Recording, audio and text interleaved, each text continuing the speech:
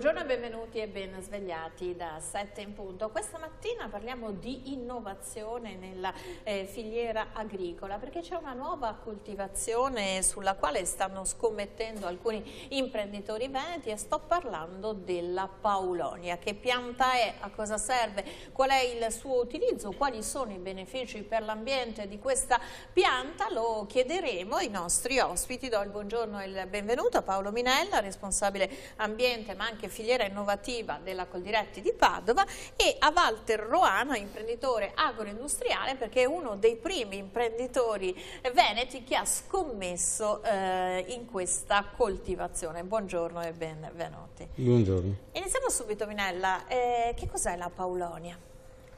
È una pianta legnosa che ha migliaia di anni, è stata importata in Italia circa una ventina di anni fa dalla Cina, ed è una pianta che ha delle caratteristiche eccezionali sia per la crescita quindi della pianta stessa del legno, ma anche per l'utilizzo in decine di modi, diciamo. Quindi può essere utilizzata per fare mobili, per fare le arnie per esempio delle api, può essere anche valorizzata a livello energetico, quindi ha un sacco di possibilità di utilizzo. Come si fa, quando si decide di accettare una sperimentazione, no? Perché poi le associazioni di categoria hanno il compito di scovare, riproporre quelle che possono essere delle innovazioni, ma tutto rimarrebbe sulla carta o in laboratorio se non ci fosse qualcuno disposto a investire, quindi a correre questi rischi e a accettare la sfida. Lei, quando ha deciso di ampliare la sua produzione, la imprenditore agricolo, imprenditore agroindustriale, arricchendo l'offerta, appunto, la sua offerta con la coltivazione di paulonia? L'anno scorso, nel novembre 2017, sono stato avvicinato da venditori di piante, per cui ho iniziato a approfondire la cosa, perché mi ha affascinato vedendo questa pianta e addentrandomi nelle informazioni. Però poi dopo mi sono avvalso delle associazioni e nonché di un organismo regionale, Veneto Agricoltura, e sono incontrato Mezzalira, il dottor Mezzalira, che lui è dice... un responsabile esperto di foreste e di piante legnose. E lui dice che ormai è diventato il nonno della paulonia, perché è nato sotto la paulonia. Per cui lui mi ha dato delle dritte, abbiamo ricercato sul mercato degli ibridi nuovi. E cosa si intende per ibridi quando si parla di una pianta? L'ibrido viene formato da diverse linee selvatiche messe assieme, cogliendo la parte migliore di ognuna. È una pianta che viene costituita in vitro, non da talea, e quindi mi sono recato in Germania, a Düsseldorf, che lì è nato un laboratorio, un'azienda che produce queste piante in collaborazione con l'Università di Bonn. Quella pianta mi ha affascinato enormemente, perché c'è un investimento molto intensivo sulle 825 piante per ettaro, per cui se uno deve fare un investimento in un ettaro di pacciamatura, irrigazione e tutte le lavorazioni che ci vanno, poi alla fine si trova 825 piante da tagliare rispetto agli altri ibridi che girano un po' in tutta Italia con vari nomi. C'è la Cottevisa 2 spagnola, c'è il 1113, 1112, c'è un po' di tutto, che comunque sono ibridi anche quelli, ma hanno una ramificazione orizzontale, per cui ci vanno meno piante a ettaro, se no vanno in competizione. Questo ibrido qua, dicevo prima, ce ne vanno 825 piante a ettaro su un sesto di 4 metri sul filare e 3 metri da pianta in pianta. Dopo loro hanno un protocollo, i tedeschi, che tagliano metà delle piante al quarto anno e metà delle piante al sesto. Intanto le prime tagliate ricacciano, perché è una pianta che dura una trentina d'anni, insomma, non è che è come un pioppo che quando l'hai tagliato lo devi reimpiantare. E qui c'è il vantaggio che fai un investimento all'inizio della cultura, però poi dopo va spalmato anche questo costo in 30 anni o 25, insomma. L'ibrido tedesco, se ho capito bene, è stato adottato da Walter Roana. Nel introdurre questa nuova pianta, che tipo di consigli date anche in relazione all'ambiente, al territorio? Perché uno sceglie un ibrido piuttosto che un altro, no? Perché già per noi profani Paulonia è una novità, poi sapere che Paulonia ha tante versioni, non so se sto dicendo delle castronerie. No, noi come dicevo 20 anni fa abbiamo importato la Paulonia specie tomentosa. Che si vede anche in molti giardini perché ha dei fiori stupendi, viola, bellissimi, quindi è anche una pianta ornamentale e ha un difetto, nel senso che il legno diventa maturo per essere lavorato dopo 15-20 anni. Anche perché la cosa particolare, se ho capito bene, è che la Paulonia è una pianta, non è un albero, cioè non è proprio un arbusto, è un po' più delicato e però produce legno. Questa pianta i primi 3 anni non ha i fiori e lei cresce in una maniera spaventosa, soprattutto questi nuovi cloni che, come abbiamo detto, arrivano dalla Germania e fra l'altro nei nostri territori, quindi nelle nostre campagne della pianura padana, crescono velocissimi, quindi stiamo parlando di 6-7 anni, poi vengono tagliati e poi la pianta ricaccia ancora e continua per, come si diceva, per circa 30 anni, anche 35 anni. Ma la dimensione finale di 30 anni qual è? Perché appunto lei parlava di immagine, abbiamo visto forse anche qualche immagine di queste piante nei giardini e abbiamo l'idea, però uno pensa a una pianta che poi produce legno, pensa a un albero, no? Che poi nel tempo diventi una sorta di albero dal tronco piuttosto significativo, invece rimane sempre una struttura piuttosto delicata, se non sbaglio? No, no? Deve essere ovviamente curata, perché se uno mette questa pianta per uso ornamentale lascia che cresca e la pianta arriva a 15 metri, 20 metri e fa una serie di ramificazioni. È un vero e proprio albero?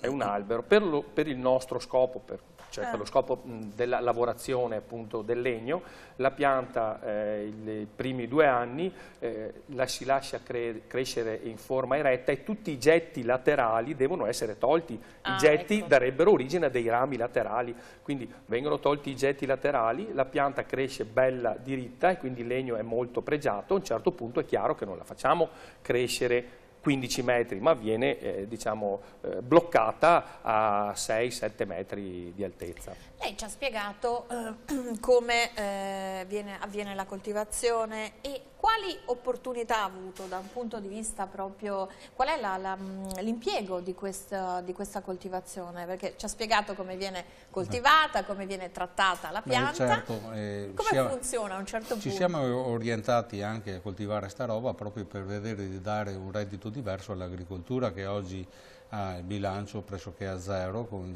i cereali che vengono importati dall'est d'Europa. Qui i nostri agricoltori sono veramente ormai alla canna del gas, per cui tutti sono alla ricerca chi mettere vigneto, chi mettere canapa, e io ho pensato di inoltrarmi in questa strada, però ho capito anche quali erano le lacune che ci sono state fino ad oggi, perché tutti vendevano piante e basta, finiva lì il loro lavoro, facevano business sulla vendita delle piante senza chiudere il cerchio con la raccolta e magari abbiamo in mente di fare una prima trasformazione. Io mi sto già attrezzando, ho già l'attrezzatura per l'essiccazione, per il taglio di tavole e così, e stiamo creando un mercato.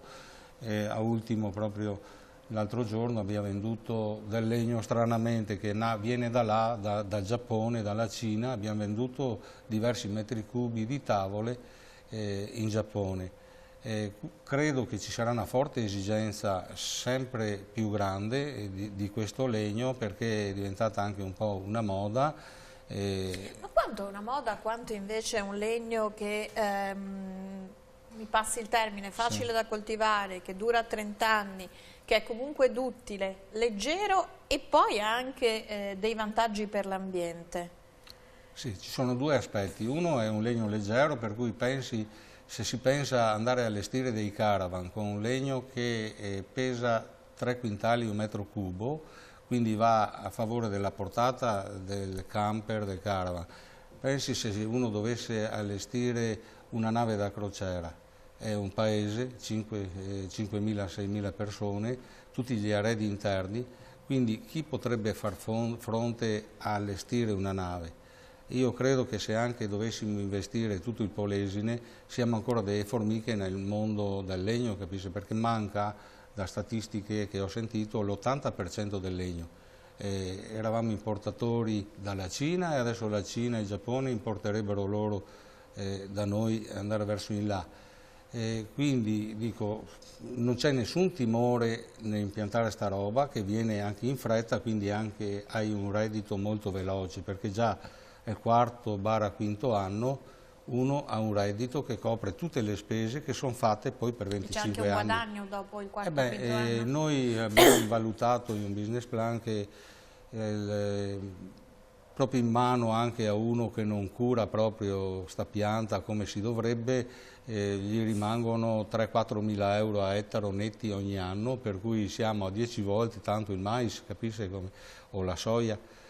Per cui adesso un agricoltore secondo me non è che deve mettere tutta la sua azienda a Paulonia, però magari se ha degli angoli. È auspicabile che continuiamo anche a produrre cereali, perché non si sa di che tipo sia quello, con tutto il rispetto, che arriva dall'est, come arriva, cioè l'OGM è sempre in agguato, no? Sì, però la diversificazione è sempre vincente, uno almeno fa come un ragno che ha tante zampe, se viene meno una zampa cammina lo stesso. Per cui andare a investire sulla Paulonia magari con 10%, un 15% della propria azienda, sapendo che oggi noi stiamo facendo con la Coldiretti la filiera completa, c'è chi ti dà la pianta, vieni a piantumarti la cosa e poi dopo te la ritira, anche perché facciamo dei contratti chiusi che noi la ritiriamo perché siamo già partiti con la trasformazione. Trasformazione, appunto, la filiera completa, questo è il vostro compito, quindi quando affrontate un'innovazione date agli imprenditori tutto il percorso. Quali sono i punti di forza di questa pianta, anche da un punto di vista ambientale, no? Perché abbiamo detto legno pregiato, legno leggero, legno che rispetta l'ambiente? È un legno che rispetta l'ambiente, che assorbe tantissima CO2, cresce in fretta. I primi 2-3 anni abbiamo delle foglie di 70-80 centimetri di diametro e quindi c'è veramente un incremento veloce della pianta e quindi anche un forte assorbimento di CO2. È una pianta che ripeto, si adatta benissimo al nostro clima e quindi la possiamo considerare una pianta che può entrare nella rotazione, come abbiamo detto, delle aziende agricole del Veneto, ma anche un po' in tutta Italia. E noi, il compito nostro è quello di aiutare gli agricoltori per arrivare a chiudere il cerchio, come si diceva, cioè per fare una filiera completa. Molte sono le aziende che arrivano, che non sono agricole, ma che vengono solo per vendere, come è stato detto, la pianta, poi non gli interessa più nulla, piantano là l'agricoltore, come si dice, con le pianta rogne, in mano, per non dire il cerino in mano. Esatto, con il cerino in mano, con la pianta in mano e infatti oggi il signor Oana sta recuperando, quindi dando una mano a molti agricoltori che 20 anni fa avevano fatto, tra virgolette, questo sbaglio, cioè si erano lasciati avvicinare da queste persone che gli dicevano pianta, metti giù la piantina, pagamela, e poi sono spariti. Che è un'abitudine che non è solo della Paulonia, classica, purtroppo ho visto altre coltivazioni del sogno, il miraggio, no? Di avere un facile guadagno e poi non c'è chi ti accompagna. Anche lei diceva una cosa molto, molto interessante prima, che voi fate anche il recupero delle piante una volta esaurito il ciclo? Cioè, no, cos'è questa chiusura di filiera? La chiusura di filiera è quella di cercare tutti i vari tasselli per arrivare alla produzione finale, cioè alla tavola di legno? Alla tavola di legno, alla sedia di legno. Fra l'altro la sedia di legno, una delle sedie più leggere al mondo, pesa 2 kg invece che 6-7 kg, quindi già lì capiamo. E sostiene tutti i pesi o solo bambini? No, è resistentissima, elastica, quindi non si rompe. E ripeto, si fa di tutto con questo legno. Si possono fare anche delle case, è antisismica, ignifuga, ci vogliono delle ore perché prenda fuoco, quindi è veramente un legno eccezionale.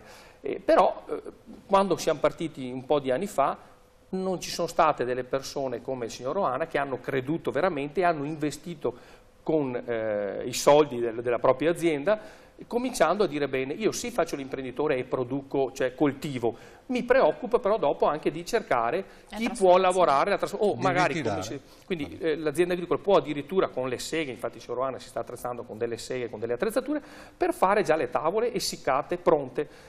Ma noi stiamo andando oltre, cioè stiamo cercando delle aziende che non sono agricole, quindi dei mobilifici. Quindi ritirate le tavole perché il mobilificio poi le fate. Noi stiamo coinvolgendo i mobilifici delle aziende che per esempio producono degli altri prodotti, tipo per esempio le arnie, e quindi gli stiamo dando, il signor Anna gli sta dando il legno essiccato, glielo regala, anche provate, per farlo conoscere, perché tantissime persone, tantissimi mobilifici non sanno neanche di cosa si tratta, cioè proprio conoscono l'abete, conoscono varie tipologie di legno, ma quando gli parli di Paulovnia dicono ma scusi che roba è? Ecco, e quindi il nostro compito è quello di avvicinare l'agricoltore il più possibile al trasformatore e consumatore. È un legno molto valido, mi sembra di capire. Sì. Sarà anche un legno molto costoso? No, oggi bisogna inserirlo col prezzo degli altri legni proprio per questione di farlo provare, per vedere le caratteristiche e poi dopo quando uno l'ha conosciuto senz'altro va in questa direzione, anche e soprattutto perché è un legno che non fa tarli.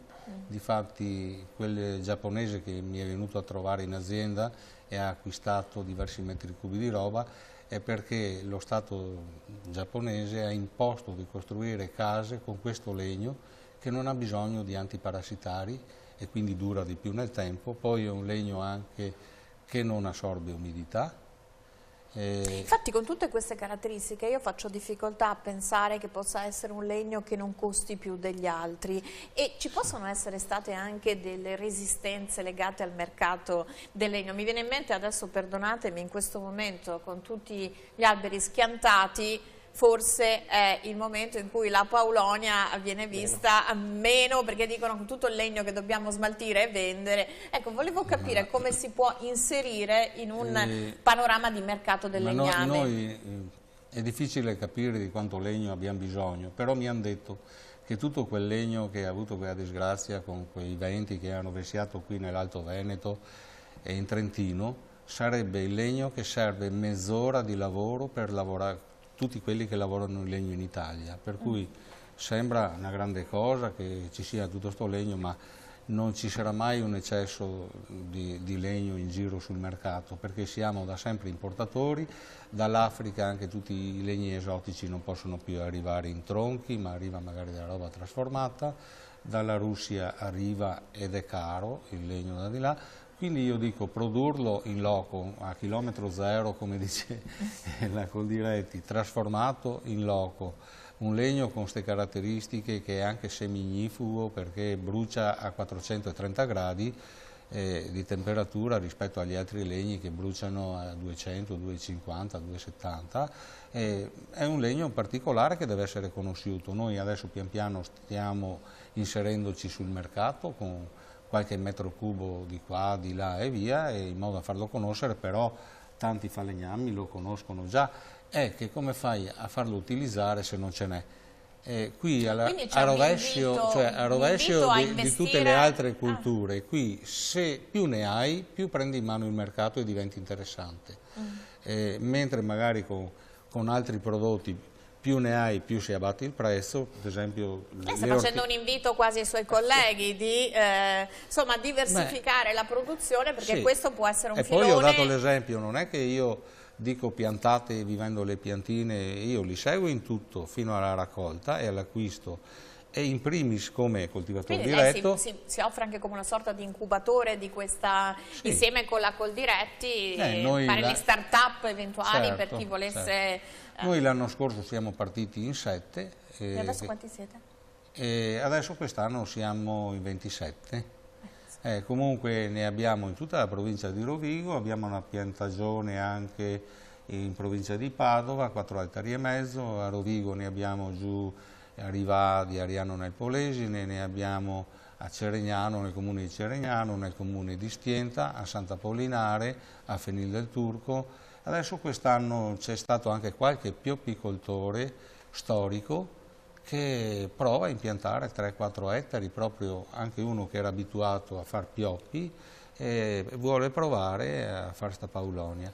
Da una parte appunto Coldiretti recupera, perché poi alla fine sembra la scoperta dell'acqua calda, no? Come sempre, recupera questa pianta antica, viene rimessa a coltivazione magari con delle innovazioni necessarie, quindi adatte anche un po' al terreno. E lei diceva prima una cosa: i mobilifici non sanno che esiste questo legno, però dal Giappone, che in effetti vedendo la Polonia, no, evoca un po' i giardini giapponesi e anche il bambù, no, per la leggerezza eccetera, arrivano le commesse. Quali sono i passaggi a cui state lavorando proprio per diffondere questa opportunità di reddito poi per le imprese agricole? Allora, il nostro compito è quello di farla conoscere, questa pianta, prima di tutto ai nostri imprenditori agricoli. Non per caso abbiamo organizzato un bellissimo incontro a Monselice il 24 di gennaio, abbiamo portato le aziende agricole nell'azienda del signor Oana per vedere le piante durante l'estate scorsa, ma anche adesso, perché voglio dire, le piante sono là, si vedono magari senza foglie, perché d'inverno la pianta perde le foglie e poi riprende la vegetazione in primavera. Ma il nostro compito è quello di far conoscere questa pianta e dire agli agricoltori: provate a mettere giù magari 1 ettaro, 2 ettari, non a fare tutta l'azienda chiaramente, perché comincia ad esserci una richiesta interessante addirittura anche dall'estero, non solo interna nostra italiana, e quindi per noi è importantissimo, ripeto, che le aziende agricole diversifichino, che abbiano anche questa tipologia di coltura. Il signor Oana ci sta mettendo la passione, perché anche l'anno scorso andava in giro per le aziende agricole di sabato, di domenica, lui non l'ha detto ma lo dico io, non ha mai voluto una lira, per dire, quindi, perché andava di domenica, le sue domeniche le passava ad insegnare agli altri agricoltori le tecniche che magari lui qualche mese prima o l'anno prima aveva così imparato e conosciuto, perché con la passione si fanno tante cose, compresa la coltivazione della paulonia. Ci diceva che appunto ci sono vari suoi colleghi, soprattutto nell'area del Polesine e del Padovano. È perché c'è un territorio specifico adatto alla coltivazione della paulonia? Quali sono le caratteristiche del terreno e del clima che in qualche modo fanno quest'area particolarmente adatta, o si può estendere a tutto il Veneto, solo che in quest'area c'è stata maggiore risposta innovativa sotto questo aspetto? Ma no, è perché nella bassa padovana e nel Polesine troviamo delle aziende abbastanza strutturate con parecchi ettari di terreno e soprattutto di seminativi, quindi giustamente, come si diceva prima, aziende che con il mais o con la soia non riescono ad ottenere quel reddito, quella redditività che avevano qualche anno fa. Anche noi gli diciamo: bene, mantieni sicuramente quelle colture tradizionali che servono per esempio per gli allevamenti. Quello lo diciamo da consumatori. Esatto, però inserisci dentro magari qualche altra tipologia, come per esempio in questo caso la paulonia o la canapa. Abbiamo iniziato anche con le coltivazioni di canapa, di mandorlo, di nocciolo, cioè avere delle aziende polifunzionali e anche con più culture anche nuove. Servono tanti ettari per essere un'azienda polifunzionale? Ma no, adesso io ho qualche realtà che erano aziende di piccole entità e hanno impiantato tutta paulonia, perché non valeva la pena fare. Chi ha 2 ettari, 1,5 ettari, chi ha 4 ettari, hanno deciso di farla. Così in fiducia mi sono venuti dietro, perché è da una vita che ci si conosce come azienda, come rapporti, per cui senza dubbi mi hanno seguito.